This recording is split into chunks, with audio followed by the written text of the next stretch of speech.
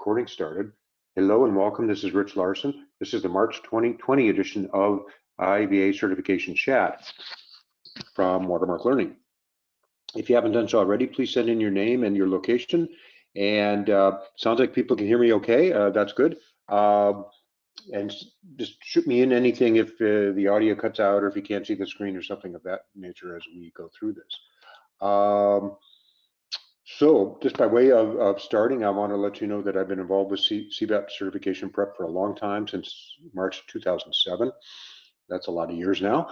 And I'm still just as passionate about it as I was when I got my own certification. And so I love talking about it and answering your questions. So please send them on in, and we have a couple of questions to get started. Let me just mention that this handout that you see in front of you is available in the handout section of the GoToWebinar toolbar. So make sure you download a copy, and we always send out a copy afterwards, plus a link to the recording of this session. That way you can refer to it later, or if you have to bug out for a meeting or a colleague interrupts you or something, then you can tune into what you missed. So let's get started. Let's get started with first for Iftikhar from India. Welcome. It must be late there, Iftikhar. You say you're preparing for the CBAP. Will there be questions from perspectives? Not directly.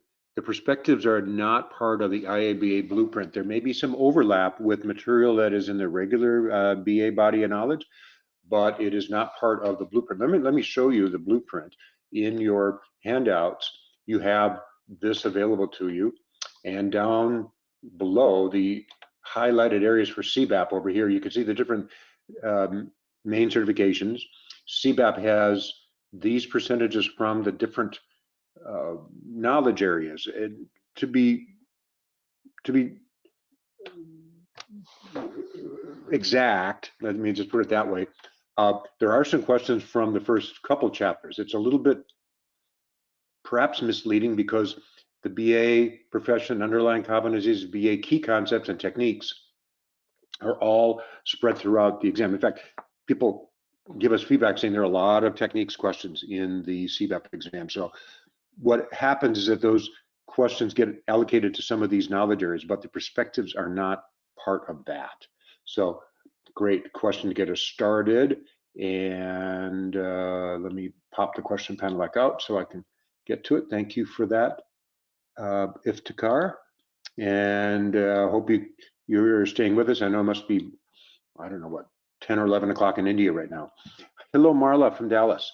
I'm glad you attended a Watermark Learning prep course back in 2014, got your CBAP in 2015. Congratulations. You must be into one and maybe next year a second recertification. Good. Your question is, will we have prep courses or materials for business data analytics and agile analysis certificates?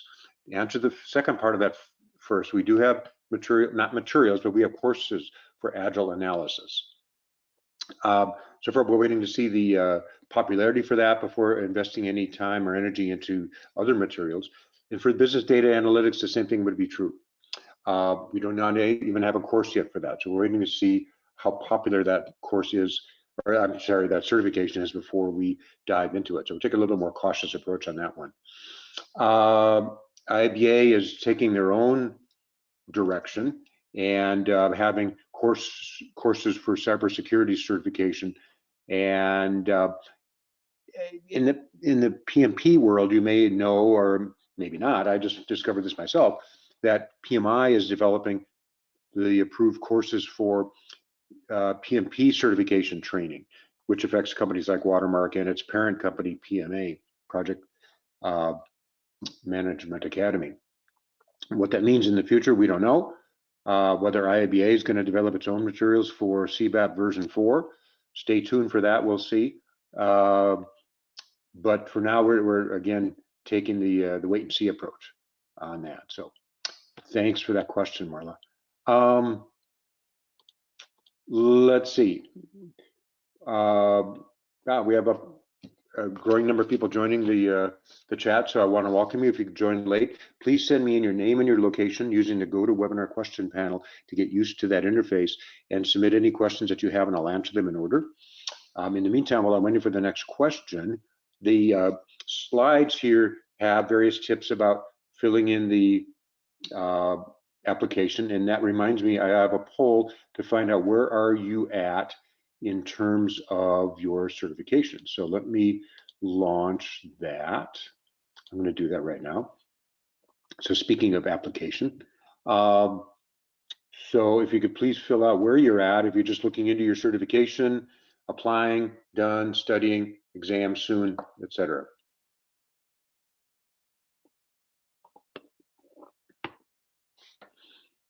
So go to webinars, collecting your responses.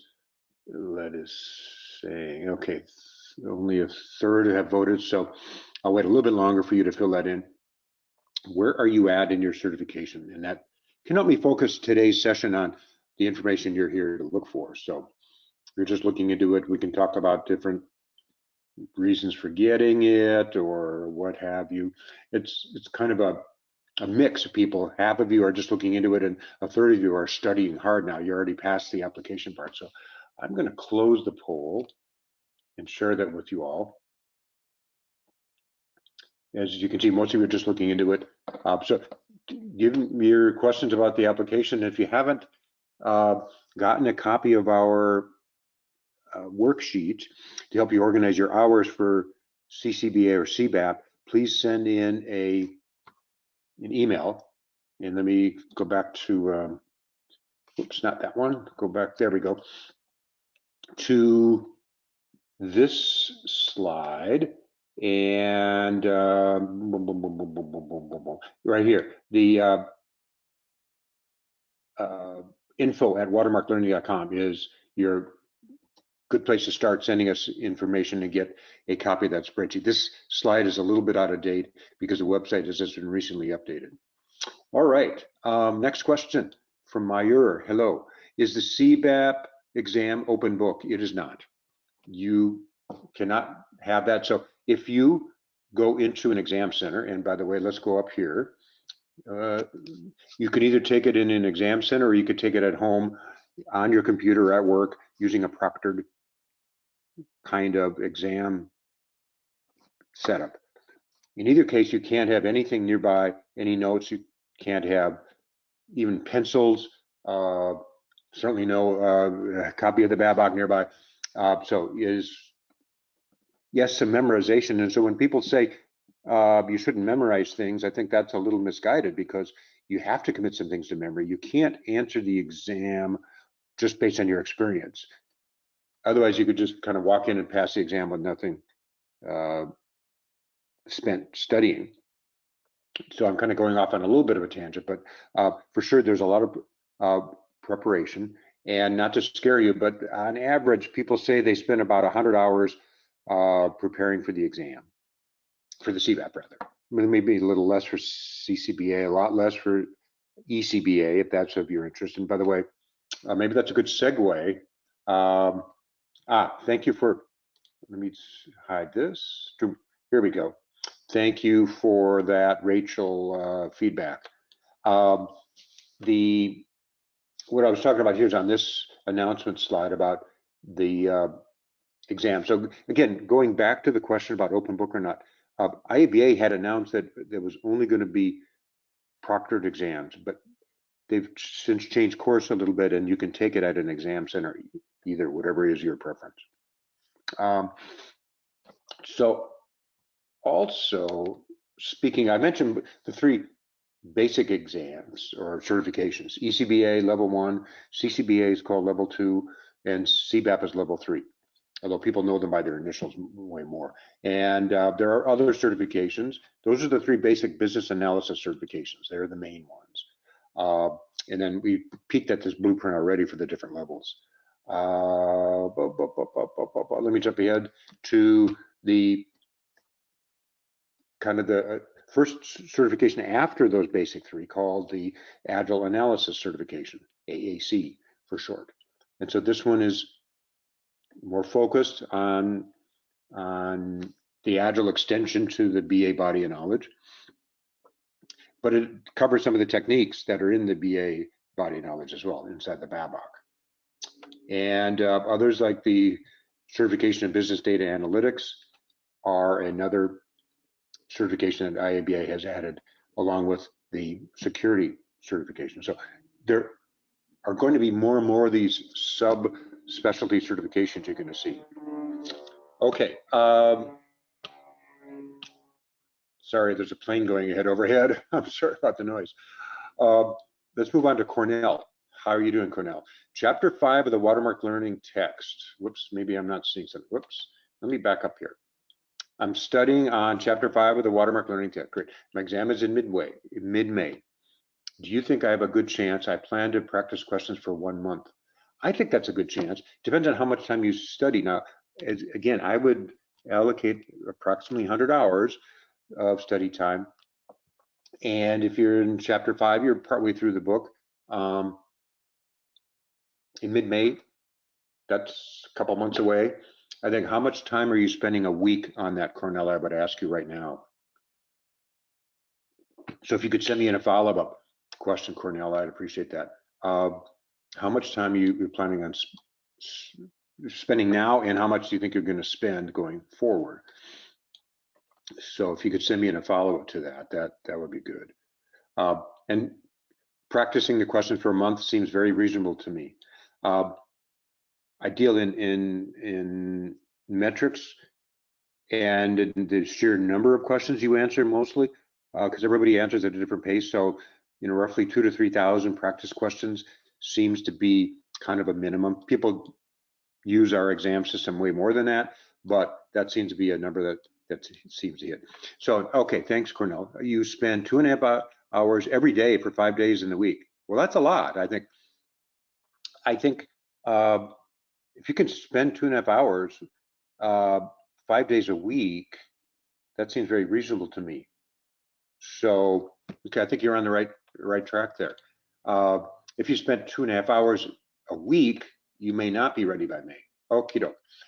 Meyer, I got your question. Cornell, you're from Toronto. Hello.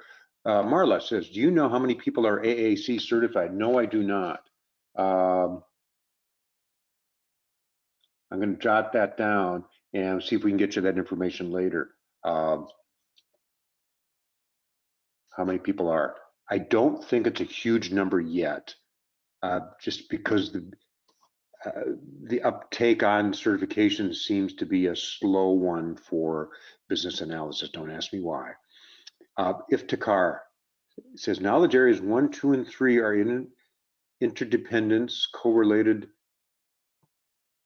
Now, do you mean knowledge areas? Let me back up to this knowledge area slide. Are you talking about the 3, or are you talking about BA planning, elicitation, and requirements lifecycle management, perhaps? Okay, 4, 5, and 6 are interdependent, correlated. I guess you might say that. I don't think of it that way, but okay, fine. How exactly are set 1 and 2 of knowledge areas related? How do they connect with each other? That's a very complicated question that I can't really answer in a chat session. I would argue that all of the knowledge areas have some relation to each other and rely. Some are more sequential than others, yeah, but I think it's a more complicated thing without the ability to draw on a whiteboard or something. I can't really answer that in this session. So,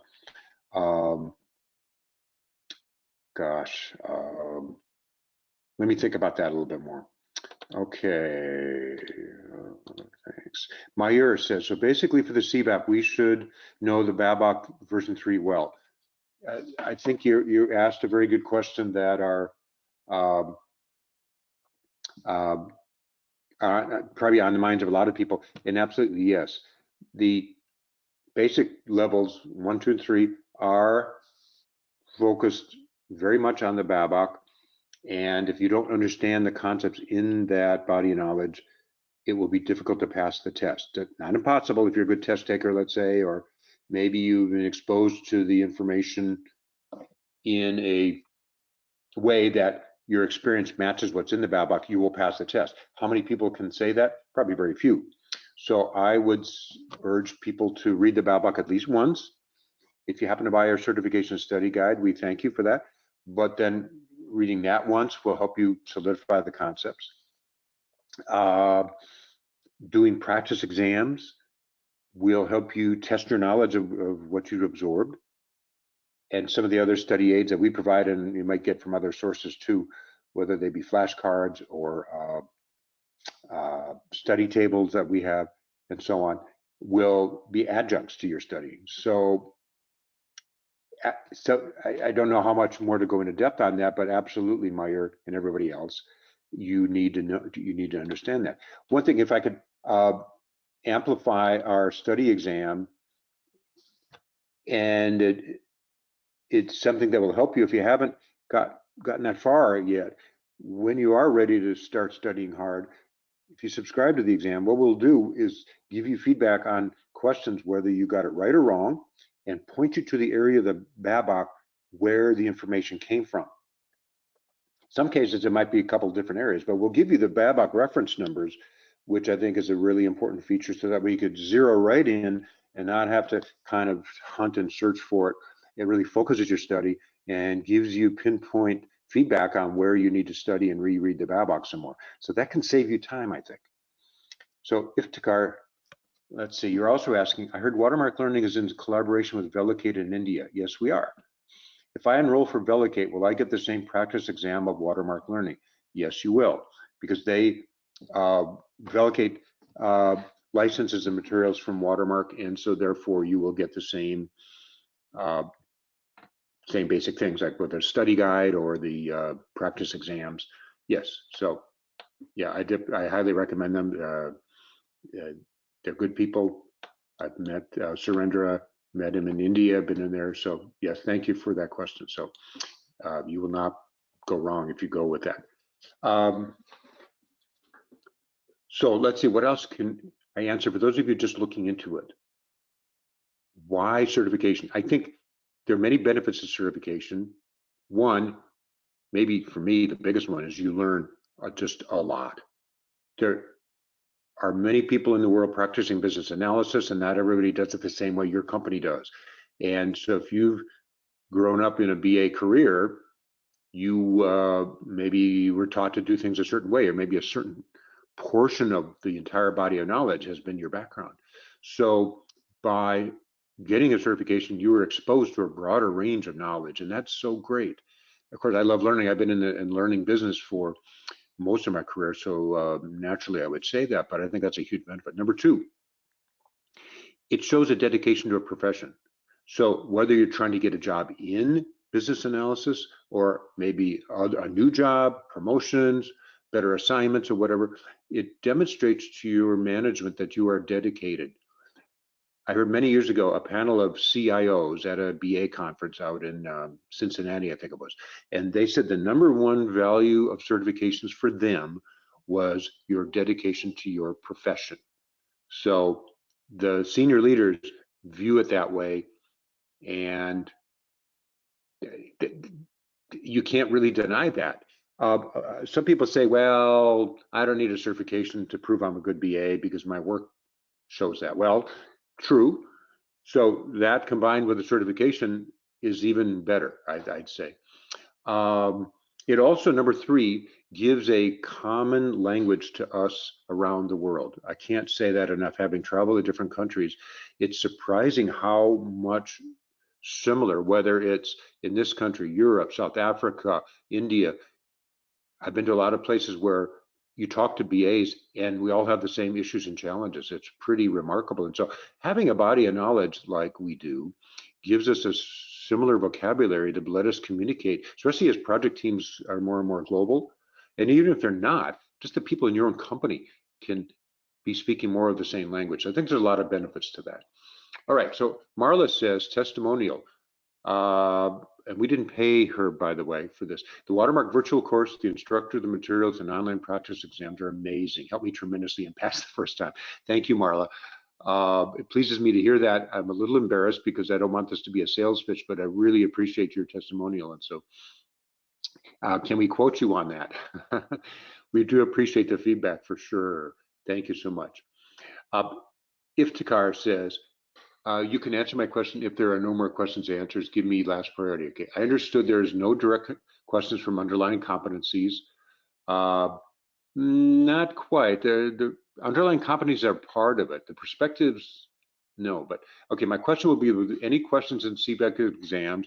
from KAs which need reference from underlying competencies? The answer is yes. You may get questions from, say, let's say elicitation. In order to do a better job of elicitation, you need to be able to communicate well. Well, communication is one of the underlying competencies, and so there won't be a question like that. I'm oversimplifying it to make a point. So yes, there will be some sort of crossover, if you will, and that's one of the challenges, I think, of an exam like IIBA has produced. So you do need to read those underlying competencies, but from an overview standpoint. I don't think you need to study them to the same level as the basic six. And by the way, as long as we're talking about studying in the levels, the percentages here, I don't know if you can see my mouse, so I'm going to put the highlight. These percentages here give you the idea of how many questions you're going to get on your exam. So the 30% here from requirements analysis and design are your number one area of focus. There are really no areas that you can slouch on. I mean, even elicitation with 18 questions is still a fair number. That's maybe one of the easier knowledge areas, if you will, because most BAs practice that. But you can see the percentages will give you some guidance too on what you really need to know. So, so that's part of it, number one. But again, there are no specific reference here to underlying competencies, but unlike for ECBA, but you will get some questions. So, okay, so thanks, Marla. Again, appreciate that. And she clarifies her testimonial for us was for CBAP. So,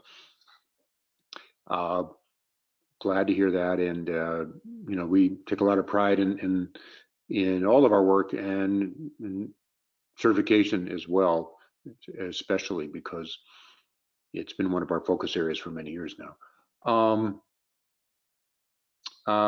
If Qatar, thank you, Richard, he says, IIBA never released pass marks, but as per your experience, what marks need to one score to pass the exam? Yeah, they don't. I totally agree. Our best guess is you need to get 70% of the questions correct on your exam in order to pass. So, you know, 70% of 120 is what, 84 questions roughly, if I do my math correctly. And so you can get a fair number wrong. What I also like to coach people on is, if you take a look at these top prep tips, number 9 may be the most important one of all. Given that you can get a fair number wrong, you can alleviate even more pressure by skipping over the difficult questions at first. That doesn't mean leave them blank, because if you leave them blank, guaranteed you'll get it wrong.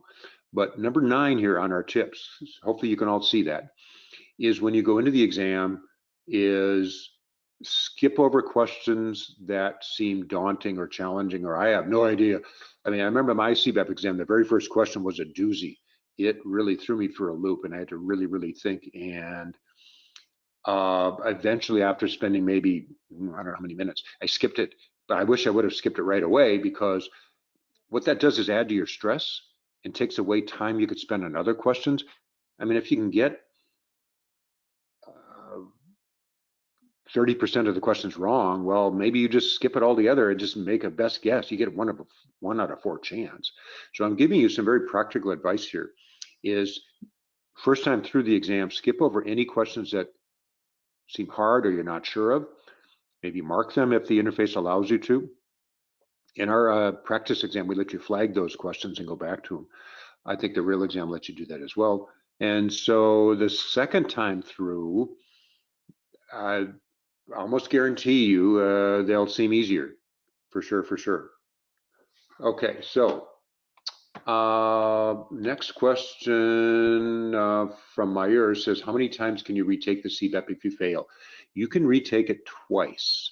So and there's no time limit. You can take it right away. So my suggestion to you if you fail is to retake the exam within 30 days of your original exam, because things will be fresher in your mind. You'll know what you would struggle with, and make sure you study those for the next time and retake it.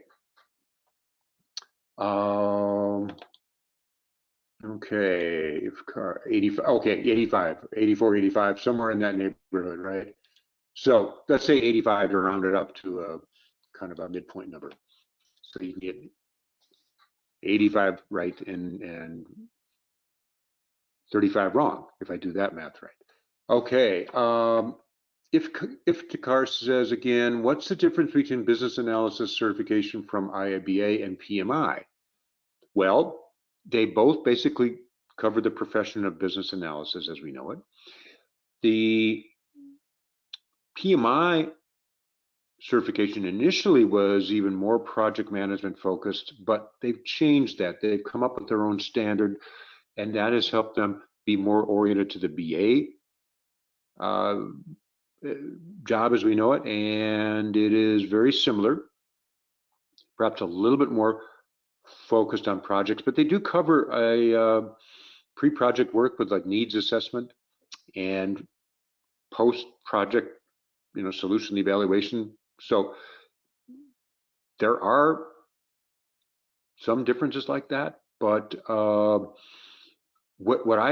if you're asking me another question like which one should you get, I'd have to ask you, are you already aligned with PMI in some respects? So let's say you're a PMP, and I'm not trying to talk you out of the CBAP, by the way, but you may want to consider the PMI PBA as it is, because it is part of the PMI family. And on a practical note, you would have an easier time recertifying. Now, and the other thing is, if you practice project management at all, that's for me the biggest differentiator. If you're a full-time BA, we always recommend the CBAP. Okay, let me repeat that. For full-time business analysts, or if you plan to be, the CBAP is the direction we recommend. If you split time between project management and business analysis, the PBA may be then the better certification for you for those practical reasons I mentioned. Okay.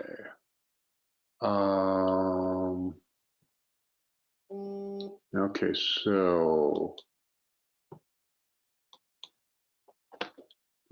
waiting for the next question to come in. And while I'm doing that, these 9 study tips are I think worth absorbing and using them. I mentioned number 1 as well, the 100 hours of studying, and I mentioned number 2 already, reading the Babcock. Well, number 3 is very helpful as you read through our book. I forget which person said they're on chapter 5. As you do a chapter at a time, do your practice drill questions at that point. What the drills are in our exam let you go into a knowledge area and get questions just from that knowledge area. Then later on, after you've finished all the chapters, number 6, then start doing practice simulations. That'll give you the mix according to the IIBA blueprint for your exam, plus it's timed, so you get a sense of how long it takes you to answer the 120 questions or whatever. So Iftikhar says, what should be the next step candidate need to do if he fails in the audit process? Well, are you talking about the audit of your application? If you are, that would, okay. Well, I would ask IIBA, what was the failure? Do you know? I guess that's maybe my first question. Do you know why you failed? What explanation did they give you, if any? And if they haven't, then that's the first step. If they did give you some reason because maybe your experience didn't match up, I'd still want to know why. My first application was rejected, by the way. I don't mind sharing that, simply because of the way I positioned my experience. It was the application process in version 1 when I got mine was more free form, And so I talked about my experience on some projects, talking about my role as a sponsor, which didn't mean I didn't do business analysis, but they rejected that, thinking that I just did sponsor level work. And actually, I did a lot of elicitation and analysis and strategy and so forth. So they mistook it. So I recast my experience and got more specific about what I did, and then they accepted it. Mayur asks, if you fail the exam, do you get feedback on which sections to revisit? Yes, you do. You get, I forget exactly how it's worded, but you get, are you below average or above average, and according to each knowledge area. So you will get feedback. It's at a high level, mind you, but that can help you then study those sections that you didn't do well on. And I think that's for sure helpful. And if you have our study guide, then you go back and read the study guide. If you have our online exam, you can take those practice questions from that knowledge area. And I think that's good for your feedback loop. Well, we're at the half-hour mark of our session. If you have to go, that's cool, because I know we just advertise this as being half hour, because that's usually all we need to get a lot of questions answered in a hurry. If you have any more questions, stay tuned to fire, send them in. Oh, thank you, Iftikhar. Thank you for joining, and I'm glad you enjoyed hearing from me. That's good. I want to wish you and everyone best wishes on your exam. And Iftikhar, if you run into Surrender at Velocade, make sure you say hi from Rich. If you have to go, that's fine. Remember, we're going to have the recording available to you. If you have any last questions, I can hang on the line and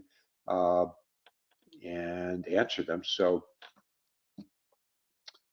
I can hang on for a second here as you are thinking about any last questions you may have. And if you have to go because of meetings or whatnot, that's good.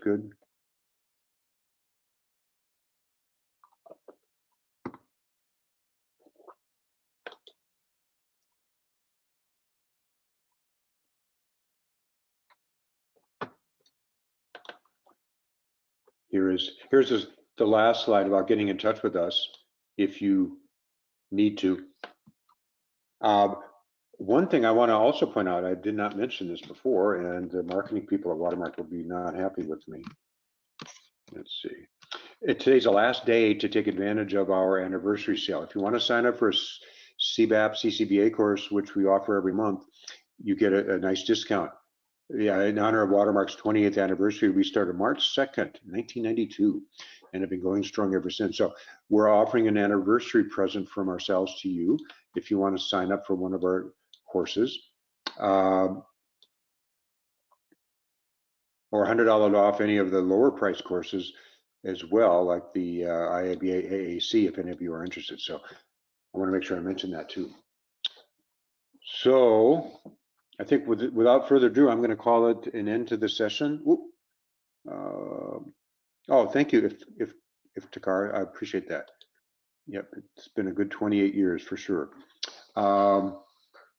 So again, best wishes on passing your exam. Come back next month. We'll have another session.